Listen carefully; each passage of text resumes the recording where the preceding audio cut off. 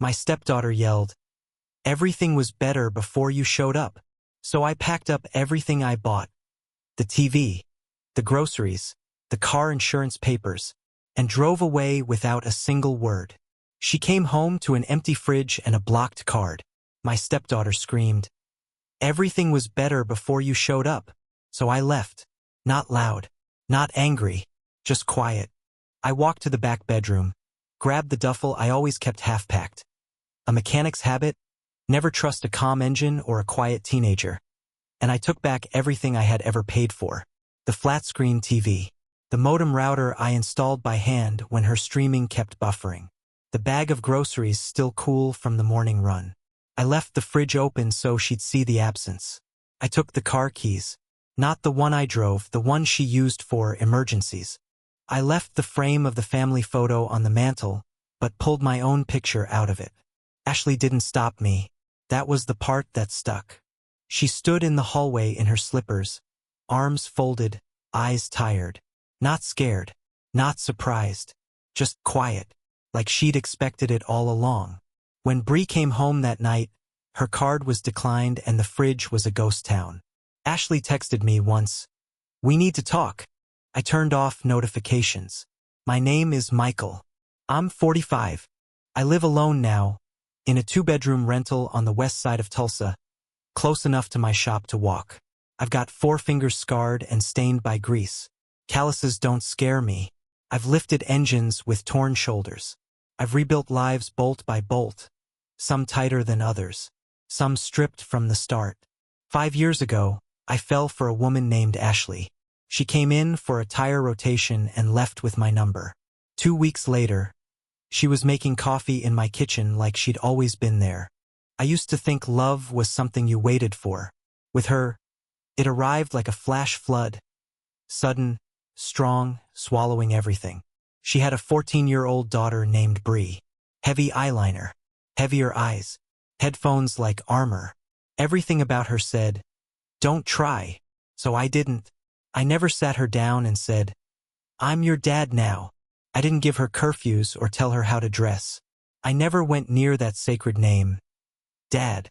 That name still belonged to some man who sent birthday cards from Albuquerque and called once every other Christmas. It wasn't mine to claim, and I didn't try to. I just showed up, quiet, consistent. At first, Bree called me Mike. Then it was just, hey, sometimes nothing at all. But I was there. Every morning, every night. I kept the oil changed in her used Civic. Topped off the wiper fluid before she even noticed it was low. Paid for her school lunches without saying a word. I fixed her skateboard when the trucks came loose. And every time she forgot to fill her gas tank, her card would magically start working again. She liked sushi, hated eggs, couldn't stand when people chewed too loud. I memorized those things. I adapted. I was there when she sprained her ankle running down the stairs for TikTok. I was there when she missed her period at 16 and thought her life was over. I was the one who waited outside Planned Parenthood while she sobbed in the bathroom with Ashley. I never brought it up after. I just filled the gas tank again. They lived in the house I bought. Slept under the roof I replaced after the hailstorm. Ashley made it clear that money was ours. But the bills were always in my name. The mortgage payment, the insurance, the taxes, all mine. I was the man behind the curtain, keeping everything running. Still, I kept telling myself, respect takes time. Maybe she didn't say thank you because she was a teenager. Maybe she didn't know how to show appreciation.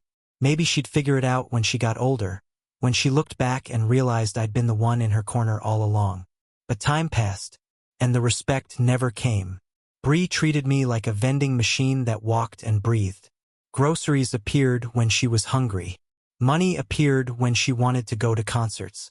Her Wi-Fi password always worked. Her tires were always full. But I was invisible, useful, silent, expected. And Ashley was tired. That's what she said. Anyway, tired from work. Tired from parenting alone for years. Tired of the tension. But tiredness isn't neutrality. It's just choosing the side that takes the least effort. The cracks started as little things. I'd suggest a rule. No phones at dinner, maybe, and Bree would roll her eyes. Ashley wouldn't say anything. Then Bree would do what she wanted, and the subject would die right there. I talk about setting a budget, and Bree would leave the room. Ashley would sigh and say, "I'll talk to her." But she never did. The conversations disappeared like they never happened. Sometimes I'd come home from the shop, covered in grease, every joint in my back aching like rotted wood, and I'd find the house trashed. Dishes in the sink, empty takeout boxes. My tools moved from the garage. I'd ask Bree calmly to clean up. She'd shrug. "Not my job." Ashley would chime in with something halfway between excuse and apology. "She's had a tough week, Mike. Don't push her." So I didn't. I told myself, you're not here to be liked. You're here to build something solid. You're here to give them a life with edges sanded smooth. I gave them vacations, paid for plane tickets to California when Bree said she wanted to see the ocean. I bought her a laptop for school. When her grades dropped, I paid for a tutor. When she crashed her car, I helped pay the deductible. When she got her first job and quit after a week because the manager was a creep, I didn't say a word, just kept the fridge full. And still, she looked through me like I was just part of the furniture. Useful, replaceable, silent. But I endured, because that's what men like me are taught to do. We carry, we fix, we patch things up and say nothing when they fray again. Until that night, that one night, I came home late from the shop. My knees were killing me. I'd spent 3 hours under a Chevy that wouldn't stop leaking coolant. I walked into the kitchen, and Bree was there with Ashley, talking about college applications. Bree wanted to go to Austin, maybe Seattle. Big cities. New scenes. I made a suggestion, just a suggestion, about budgeting, about being realistic. And that's when Bree snapped, stood up, slammed her hand on the counter, and shouted, "Nobody asked you to be here. We were better off before you came." The words came fast, sharp, like they'd been rehearsed. Ashley stood right there and said nothing, not even a flinch. That was the part that did it. Not the words, not the volume, the silence. The woman I loved, the woman I built this life for, didn't defend me, didn't correct her, didn't even look at me. That night, I sat on the edge of the bed while they watched TV downstairs, laughing at something I'd never understand. I stared at my hands, rough, stained, sacrificed, and I knew I wasn't a person in that house. I was just a function. The next morning, I got up at 5:17, like always. The house was still. Bree's door was cracked open, clothes on the floor, window fogged. Ashley was curled up on her side, facing away from me. I stared at her for a while, wondering if maybe, just maybe, she'd roll over, say something, try. She didn't. So I got dressed and made my decisions. I started in the garage, took my tools, the socket set Bree had borrowed without asking, the new drill Ashley said we didn't need but still used every weekend. I loaded them into the truck bed without a sound. I shut off the Wi-Fi next, logged into the modem, the one I installed, and changed the password to something they'd never guess. No warning, no goodbye message, just darkness. The groceries I'd bought 3 nights ago were still in the fridge. I took everything that wasn't nailed down. Meats, eggs, bottled drinks, even the almond creamer Bree liked. Left them with ketchup packets and expired salad dressing. Took the bag of dog food too, even though we didn't have a dog. Ashley had bought it just in case, for the stray she wanted to rescue. Never did. I shut off the auto payments. Netflix, Hulu, Spotify. All the subscriptions that kept Bree's boredom at bay. The family phone plan gone. I froze the debit card I'd slipped her last year, for emergencies only. She used it for boba tea and Uber rides. Then I opened the filing cabinet. Took out the car insurance paperwork, the title I'd paid off early, and the stack of receipts I had saved without knowing why. Maybe some part of me always expected this. I stood in the living room and looked around. The space I paid for, the walls I painted, the couch I slept on more often than our bed. None of it was mine anymore. Not really. I left the TV mount on the wall, bare like a missing tooth. Left the silence behind it too. On the way to the hotel, I passed the grocery store I used to shop at for them. I pulled in out of habit, then remembered. There was no them now, just me. So I bought food for one. Pack of eggs, a loaf of bread, a 6-pack of beer. Cheap stuff, heavy stuff, stuff that didn't ask questions when it hit the counter. That hotel room was ugly. Cream walls, thin blankets, a shower that whined like a kicked dog. But the silence in that room felt like freedom. It didn't echo. It absorbed. For the first time in 5 years, I slept without waking at 3 a.m. wondering if I'd forgotten to pay something. For the first time in 5 years, I didn't hear footsteps stomping upstairs, or Bree yelling into her phone, or Ashley whispering, "Just let her be. She's going through a phase." No phase ever lasted that long. The calls started 2 days later. Ashley first. A voicemail. "Hey, Bree's card isn't working. Can you check?" I didn't call back. Not out of spite. I just didn't know anyone and answer anymore. Then Bree called. I didn't recognize the number at first. Different phone. Burner, maybe. She left a message too. Short. Sharp. "You need to fix this. Right now." "No, please." "No, I'm sorry. Just a demand." I let it sit. 2 days after that, she posted online. Some vague tweet meant for attention. "Guess we need a new fridge now." Cool. One of her friends liked it. Someone commented with a laughing emoji. I drank my coffee and realized I couldn't remember the last time I lived for myself. A week passed. I got used to the cheap hotel coffee. I even liked it. Tasted like nothing, which felt honest. I started eating at diners again. The kind with laminated menus and servers who call you Han without irony. The kind of place where nobody asks what you're running from because they already know. I saw a man there once with his teenage son. The kid was sullen, like most of them, rolling his eyes, staring at his phone. But when the food came, he said, "Thanks, Dad," without thinking. It hit me harder than I expected. Not the word, the ease of it. That night, Ashley called again. I almost didn't answer, but I was 4 beers in and the silence was too loud. Her voice was tight, tired. "She's struggling," she said. "She tried to apply for a job but didn't know how to do a resume. She's been crying in her room." I said nothing. There was a pause. "Could you maybe, just for a little bit, help her out?" I stayed quiet. Not to hurt her. I just didn't have anything left to say. She tried again 2 days later. This time, a text. "I didn't know it would get this bad. I'm sorry I didn't stop her that night." I stared at that screen a long time. Read it without anger. Read it again and again. But I didn't go back. Because sometimes the only way to teach is to leave. Sometimes silence speaks louder than anything else. They thought they could run the house without me. Maybe they could. But they'd have to learn to pay for it too. A month passed. I started looking at apartments. Not houses. I didn't want a lawn to mow or walls to paint for someone else to ignore. Just something small, manageable, quiet. Bree got a part-time job at a sushi bar. Ashley posted about it once. Proud, supportive. "She's growing up so fast." She quit 2 weeks later. Something about the hours being unfair. Something about customers being rude. That was the part they never understood. What I gave wasn't just money. It was consistency. It was stability. It was being there when everything else failed. You can't replace that with Instagram captions. You can't teach that in a single conversation. I started sleeping better. The text slowed, then stopped. The silence didn't scare me anymore. Felt earned. I checked my savings. The numbers looked healthier without all the bleeding.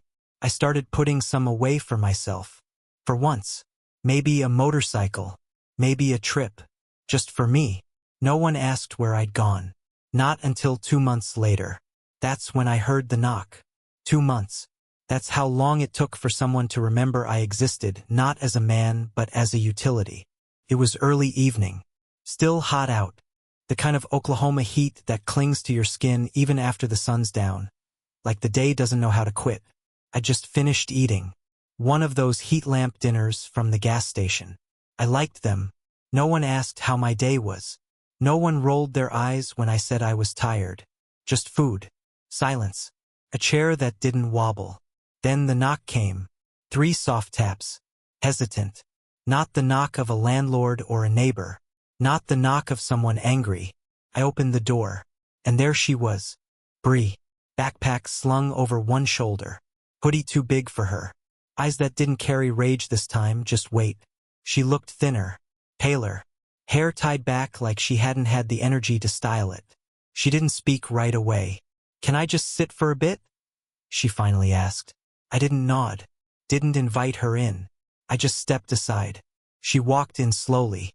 Stood in the middle of the room like she didn't recognize the place. Maybe she didn't. I hadn't lived here long. One bedroom, short ceilings, mismatched furniture. A mechanic's cave. Bought, not decorated. She sat at the tiny table by the window. Pulled out her phone. Set it face down. "I'm not here to yell," she said. "Or ask for money." I didn't respond. Just leaned against the counter, arms folded. She stared at the blank wall for a while. Then, so quietly I almost missed it, she said, "I didn't know how much you were holding." I didn't answer. She went on. "The Wi-Fi, the car, the insurance, all the little things. I thought they just happened. Like magic." I almost laughed. Not from humor. From how absurd that sentence was. Magic. No. Just work. Just sacrifice. Just being the man who never got thanks but still showed up. "I got a job again," she said. I raised an eyebrow. "At a diner. Downtown. Tips are shit. But the manager doesn't yell." I walked there. Still, I said nothing. "I wash dishes. Bus tables. Clean the bathrooms." She paused. "I didn't know bleach burned your skin if you didn't use gloves." Still no apology. But I wasn't looking for one. Not anymore. She stood. Moved to the sink without asking. Picked up the few dishes in there and started rinsing them. Didn't do it for show. Didn't even glance at me. She finished, dried her hands and said, "Thanks for letting me sit." Then she left. No hug. No tears. Just the door clicking shut behind her. I stood there a long time after that. Listening to the silence she left behind. Felt different. Not empty. Just changed. She came back a week later. Didn't knock this time. Just texted. "Outside." I let her in. This time she brought groceries. Only a few things. Instant noodles. A 6-pack of cheap soda. Half of it probably for her. She didn't talk much. Just asked if she could borrow the vacuum. Said the apartment she and Ashley were renting had fleas. I gave it to her. She didn't bring it back right away. I didn't ask. The third time she brought her laptop. It was cracked, screen flickering at the corners. "Can you fix it?" I looked at her, waiting for the catch. The "I'll pay you later" or the guilt trip about school. But she just said, "It's okay if you can't." I fixed it. Didn't charge her. Didn't explain what I did. She didn't ask. She left a few granola bars on the counter before she went. The fourth visit, she didn't ask for anything. She just sat. We watched TV. Some cooking competition. She didn't touch her phone once. Didn't complain. Didn't compare me to her father. That word didn't come up at all. She left after 2 hours. Said, "See you next week, maybe." And I nodded. A part of me, the old part, the bruised part, wanted to stay hard. To remind her of every word. Every wound. But another part, the part that still remembered the girl who cried when her hamster died, just stayed quiet. Sometimes pain doesn't need to be avenged. It just needs to be understood. Ashley never came. She texted once. Said Bree told her she'd been visiting me. Said she hoped it was okay. I didn't respond. She sent another one the next week. "I miss you." I deleted it. Not out of hate. Just clarity. Missing someone isn't the same as respecting them. And respect. That was the whole damn point, wasn't it? Bree started visiting more. Once a week turned into twice. She'd wash dishes. Sweep the floor. Ask about my day. Never once did she bring up the money. The bills. The cutoff. And slowly something shifted. I stopped counting the visits. Stopped expecting the other shoe to drop. She brought home a used toolbox once. Said she found it at a yard sale. The latches didn't work, but the gesture did. She never said, "Dad." Not once. But she started saying, "Thank you." when I made her grilled cheese, when I gave her my old raincoat, when I filled her bike tires with air. Not much, not often, but enough. One night, I asked, "You still talking to him?" Her face tightened. "Biological," I clarified. She shrugged. "He texted once. Said happy birthday. Got the date wrong." I nodded. She didn't cry, didn't rage, just changed the subject. That told me more than any apology could. By then, I'd stopped thinking of myself as her stepfather. Not because I didn't care, but because the title didn't mean anything anymore. Titles are just words. Respect is action. She came by during a storm, soaked through, said the power was out at their place. I gave her a blanket, let her dry her socks on the radiator. She curled up on the couch and fell asleep with the TV still playing. I watched her breathe for a long time, and I thought maybe this is what being a father actually is. Not blood, not paperwork, not names on a mortgage, just being there. When she woke up, she looked at me, really looked, and said, "I know I was a brat. I know I was cruel." I waited. She swallowed hard. "I didn't think you'd ever leave." I didn't respond right away. Then I said, "Everyone leaves when they're treated like a stranger in their own home." She nodded. No defense. No spin. "I'm glad you did," she whispered. "It made me grow up." She left that morning without a goodbye. But I knew she'd be back. And I realized something then. You don't raise kids to be grateful. You raise them to be decent. And sometimes that doesn't happen until after they've burned the bridge and tried to cross it again on foot. I never moved back in with Ashley. Never tried to rebuild that version of the family. But I started seeing Bree not as a daughter, not exactly, but as someone who finally understood what I'd given. And maybe that's enough. Maybe respect is where it all actually begins. Time doesn't ask permission to move on. 2 more months passed. Summer drained out of the sky. The heat broke. Bree kept coming, kept knocking. Sometimes she brought laundry. Sometimes just silence. She stopped asking for help. Started offering it. She fixed the leg on my coffee table with 2 zip ties and a butter knife. Swept the porch without me asking. Asked what kind of oil her Civic needed. I gave her the answer and let her pour it herself. She didn't flinch when she spilled some. "I'll clean it," she said. I nodded. She did. The girl who once screamed that I didn't belong was now wiping my floors in silence. Not because she had to, because she understood now. Effort isn't owed, it's offered. She never used the word sorry. Not once. But some things don't need saying. They just need living. Ashley didn't text again. Didn't call. Not even on my birthday. I didn't expect her to.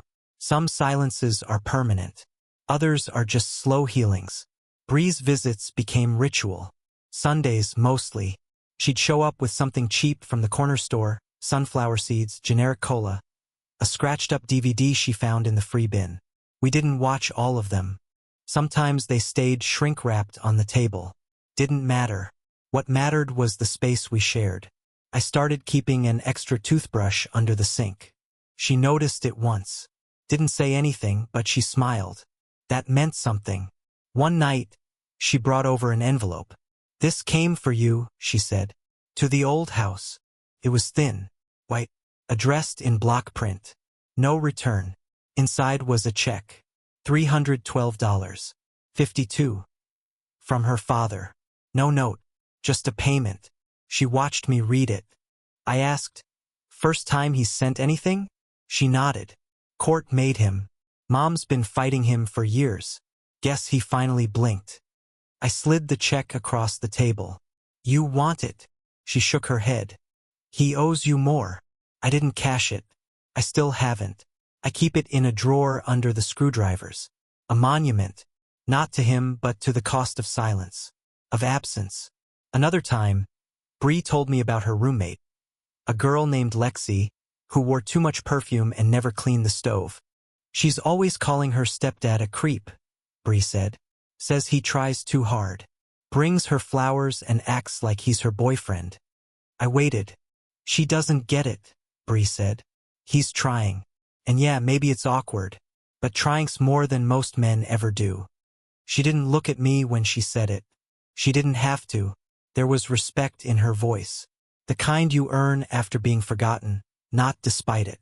One Sunday she didn't show up. No text. No knock. Just silence. I waited. Midnight came and went. I told myself not to care. Told myself it was just a lapse, a teenager being a teenager. But my chest felt tight, like waiting for a breaker to trip. She showed up the next morning. Eyes red. Hoodie pulled up. Her voice was small. "He came to the apartment," she said. I didn't need to ask who. She sat on the couch. Hands clenched. Said he wanted to talk. Said he missed me. Mom let him in. I waited. He said he's changed. Said he's going to be better. I kept waiting. I told him he could start by paying for my dental work, she said with a weak smile. He didn't like that. We sat in silence. Then she said something I wasn't ready for. "Do you think I'm like him?" I blinked. Looked at her. Really looked. "No," I said. "You stayed." She looked confused. I went on. "You left once. But you came back. And you stayed. That's what makes someone different." She nodded slowly. We didn't speak after that. Not for a while. Just sat in that kind of silence only two people who've been broken in the same place can share. Eventually, she started bringing mail from the old place more often. Credit card offers. Junk. A birthday card from someone named Aunt Leslie. Unopened. I never asked if Ashley told her to stop. I figured that bridge had burned itself down. One night, Bree brought me a shirt. Said it was vintage. Probably stolen from some thrift store clearance rack. It was too tight in the shoulders, but I wore it anyway. "You look like someone who used to matter," she joked. I smiled. "That's what I'm going for," I said. That night after she left, I stood in front of the bathroom mirror for a long time, looking at myself. The creases, the sun-wrecked skin, the man who had been a placeholder for someone else's absence. I thought, maybe I'm not that anymore. The next Sunday she didn't just visit. She stayed the night. Brought a bag with pajamas. A toothbrush. A book. No talk about sleepovers. No jokes. Just quiet belonging. I didn't ask permission. She didn't give explanation. She folded her laundry on my couch and asked if I liked the smell of her new detergent. "I don't hate it," I said. That was enough. She fell asleep with her feet hanging off the couch. I covered her with an old quilt Ashley's mother gave us back when people still believed in us. She didn't stir. The next morning, she made coffee. Bad coffee. Burnt it. Didn't use a filter. The pot hissed like a broken pipe. But I drank it. Every drop. Because it was the first thing she ever made for me. That week, she came over 3 times. And that's when I knew something had changed. Not repaired. Not forgiven. Just shifted. She still didn't call me Dad. She probably never would. But she started calling me home. Not out loud. Just in how she showed up. In how she left her charger plugged in. In how she started keeping her cereal in my pantry. Sometimes that's louder than any apology. Then came the letter. From the college. Her application had gone through. Community college. 2-year program. Nothing fancy. She asked if I could proofread her essay. I already submitted it, she said. But I want to know if it sucked. Didn't. It was rough. Rambling. But honest. She wrote about failing upward. About learning the value of things after losing them. She never mentioned me by name. But she didn't have to. One line stood out. The person who taught me the most didn't say much. He just stopped showing up, and that said everything. I didn't tell her what I thought. I just handed it back. "Not bad," I said. She smiled. "Maybe I'll get in." "You will." She did. 3 weeks later, she got the letter. White envelope. Bold lettering. She opened it in my living room. Read it. Said nothing. Just handed it to me. I read it. Nodded. "Guess you're gonna need a ride." She laughed. "No," she said. "I'll bike." But I drove her anyway. Dropped her off that first day. She didn't let me walk her in. "Too weird," she said. But she waved. That was enough. I didn't pay for her classes. Didn't buy her books. She figured it out on her own. Grants, maybe. A side gig. I didn't ask. Because she never asked. And that was the lesson. Sometimes love isn't what you give. It's what you stop giving. So they can start becoming. The last time I saw Ashley was at a gas station. She was standing by her car, holding a busted gas cap. Her hair was longer. Her eyes older. She saw me. Started to wave. I didn't stop walking. Didn't slow down. She didn't chase. Neither of us owed the other anything anymore. Some stories don't end with closure. Just distance. I still hear from Bree. Not every day. Not always when I expect. But sometimes I'll get a photo of her dinner, or a plant she's trying not to kill, or a textbook with something underlined in bright pink. Sometimes she calls. Always starts the same. Hey, you good? And I always say the same thing. Yeah, I'm good. Because I am. She's doing the work now. Not just at school, but in life. She's showing up. Holding her own weight. And that matters more than a thank you ever could. I don't know what I am to her now. Not a father. Not a stranger. Maybe something in between. But I know this. I left when I had to. Not to punish, but to survive. And in surviving, I taught her what presence actually means. So now I ask you, was I wrong? Was I cruel? Or was this the only way left to teach them what I stood for all along? Would you have endured it? Or would you have walked away like I did? Quiet, steady, final, and let the silence speak for you? You tell me.